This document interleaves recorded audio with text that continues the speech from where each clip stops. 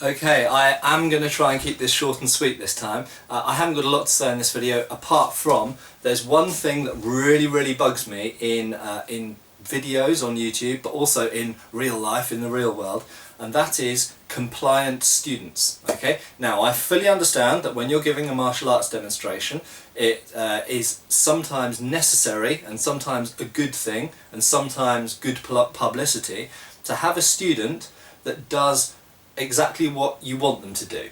Okay, clearly if you're trying to demonstrate how a technique should work in a perfect world, then you want the opponent to do a certain set of things and you show what your actions against that person would be, so you can show the technique. That's fine, I haven't got an issue with that.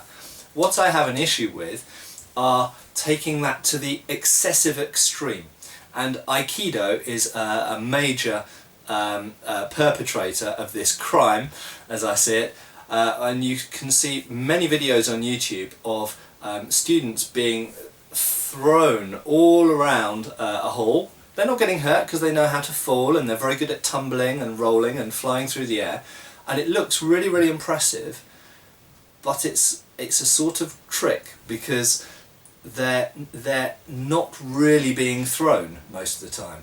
They're jumping through the air to make the master look like he has practically superhuman powers, and I think it can be taken too far.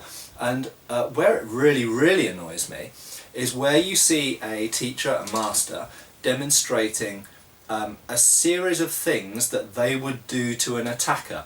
So they're selling the scenario as a real situation where a person gives one attack and then they do about 5 or 6 or 7 or 10 things in return.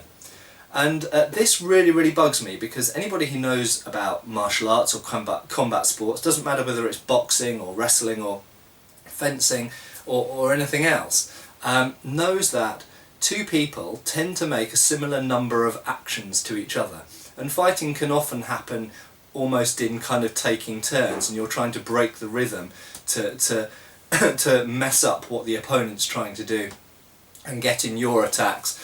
And there's a lot of, you know, parrying and riposting and so on, so both people are kind of playing an equal share in the fight. And yet what lots of demonstrators of techniques show is one person doing one thing and them going pow, pow, pow, pow, pow, pow, and doing all these things that they would never have the time or opportunity to do in succession before the opponent, i.e. their student in this case, would get to do something else. Okay, so my real point is that I would like to see more realistic demonstrations of techniques where the attacker does one thing, yes, maybe I defend and do something back, and then as I'm doing that they do something else, I do something, and then I come in with my final attack. So a sequence that connects together in a logical way, instead of zombie attack, duh, I block it, and then I go pow pow pow pow pow and do a million things, and that I could never possibly do against a living person with a brain. End of rant. Thank you.